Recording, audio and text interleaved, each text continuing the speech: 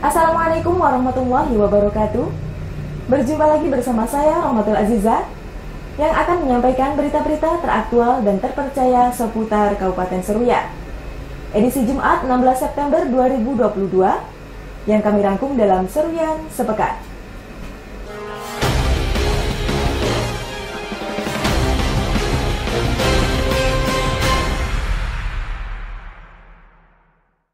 Bupati Seruyan Yul Haidir memimpin rapat penyaluran bahan bakar minyak bersubsidi bagi masyarakat.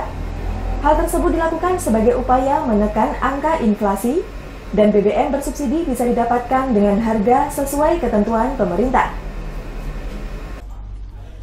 Penyaluran bahan bakar minyak bersubsidi terutama jenis solar harus diberikan kepada yang berhak menerima. Untuk itu, instansi terkait agar melakukan pendataan terhadap jumlah nelayan dan petani yang ada di wilayah Kabupaten Seruyan. Bupati Seruyan Yul Haidir mengatakan, pendataan harus dilakukan sesuai dengan data di lapangan melalui kepala desa termasuk camat, sehingga instansi terkait dapat menindaklanjuti setiap penyaluran BBM bersubsidi dengan tepat sasaran. Menurutnya, apabila ada pelanggaran dan penyalahgunaan dalam penyaluran BBM bersubsidi, untuk hukum pidana akan ditangani pihak Polres, dan untuk pencabutan izin dari setiap SPBU pihaknya akan memberikan rekomendasi kepada Pertamina. Hal tersebut sebagai efek jera bagi oknum yang menyalahgunakan BBM bersubsidi. Terkait dengan perdagangan, Pak Primermen ada di sini. Terkait dengan perikanan ada Pak Abu Hasan Asari. Nanti tolong kontak Pak Camat ya, komunikasi dan para kepala dinas ini segera didata warganya yang bekerja cari ikan di sungai pamannya, data namanya, alamatnya di mana. Tadi sudah pengantar kepada Pak Camat. Nanti contohnya diberikan seperti yang kita berikan kepada Pak Pembuang. Jadi kita yang pulang dulu sebelum selesai. Supaya clear nih, minyak betul-betul sampai ke sasaran. Yang sampai masalah ini dari pertalite 15.000.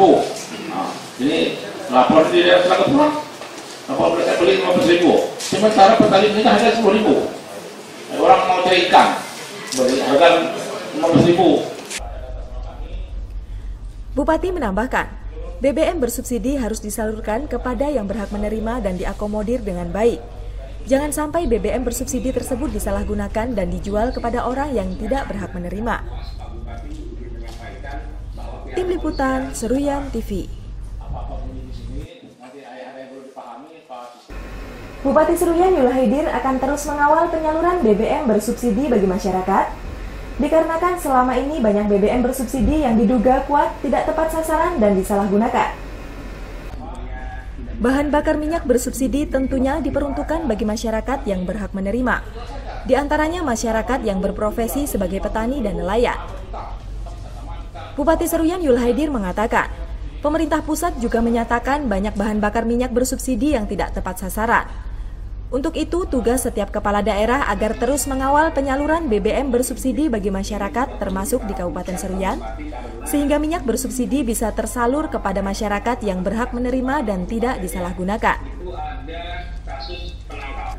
Selain itu, pemerintah daerah Kabupaten Seruyan juga menerima penghargaan terkait penanganan pengendalian inflasi dari pemerintah pusat, di mana Seruyan masuk dalam 3 besar sebagai kabupaten kota dengan angka inflasi terbaik.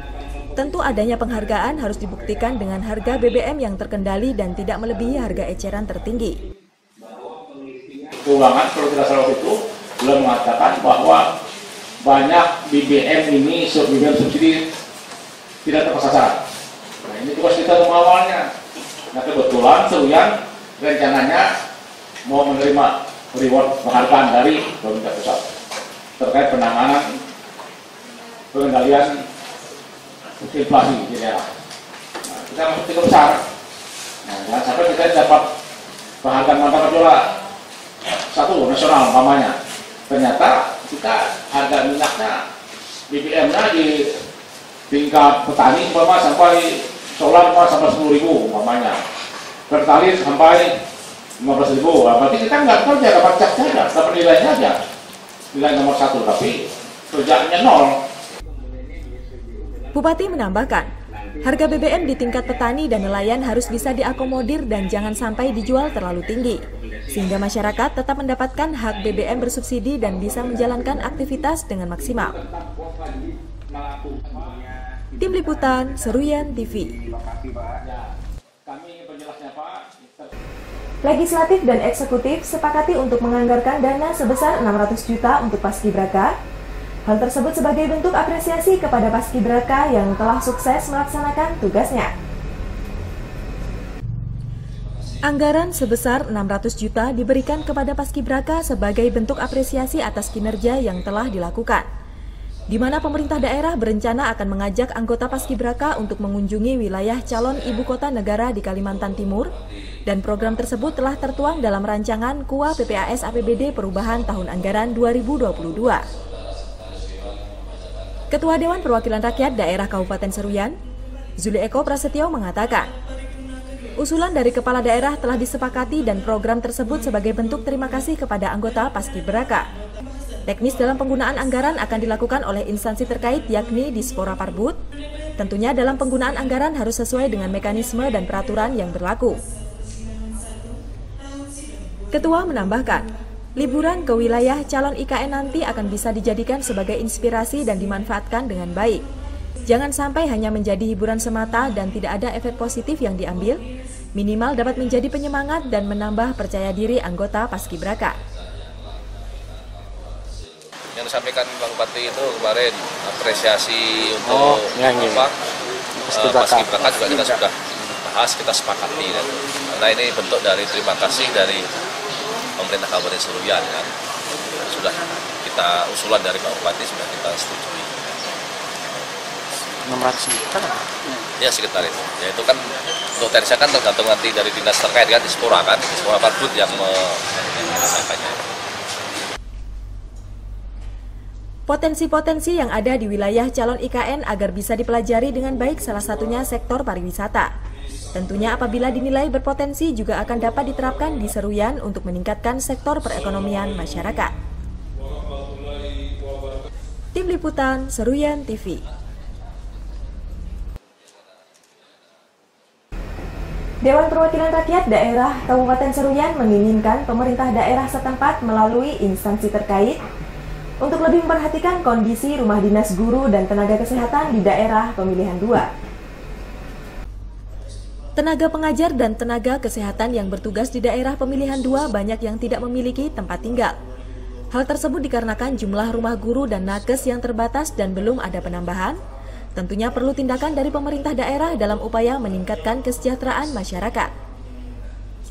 Wakil Ketua 2 Dewan Perwakilan Rakyat Daerah Kabupaten Seruyan, Muhammad Aswin mengatakan, di setiap sekolah juga banyak ruangan yang tidak layak pakai dan perlu mendapatkan perbaikan. Selain itu, sarana dan prasarana juga perlu diperhatikan seperti meja dan kursi yang banyak rusak.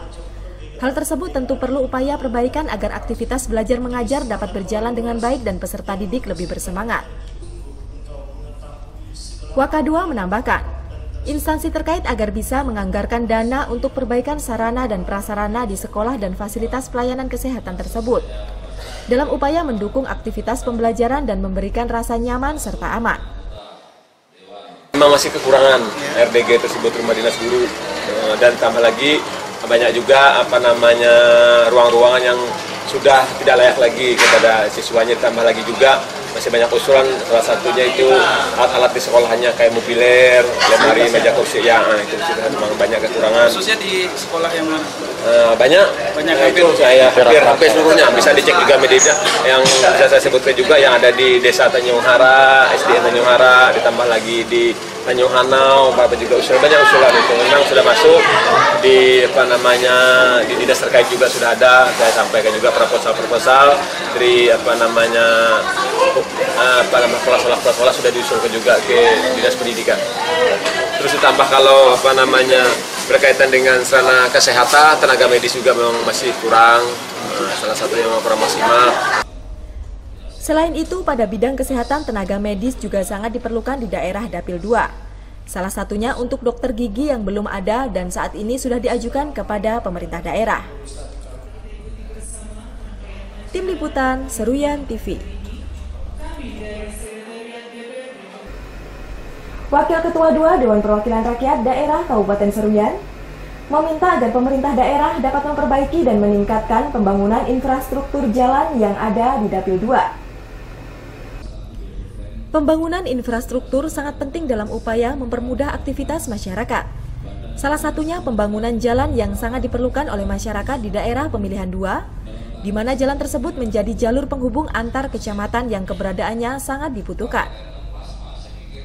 Wakil Ketua 2 Dewan Perwakilan Rakyat Daerah Kabupaten Seruyan, Muhammad Aswin mengatakan, salah satunya infrastruktur jalan yang berada di Kecamatan Danau Seluluk dan Asam Baru, yang menjadi jalur penghubung pada Kecamatan Batu Ampar dan sekitarnya, di mana saat ini kondisi jalan tersebut masih kurang memadai dan menjadi keluhan masyarakat setempat.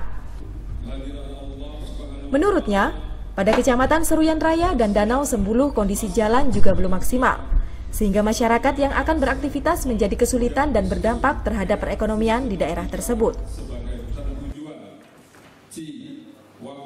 Dan dengan infrastruktur memang sangat prioritas sekali.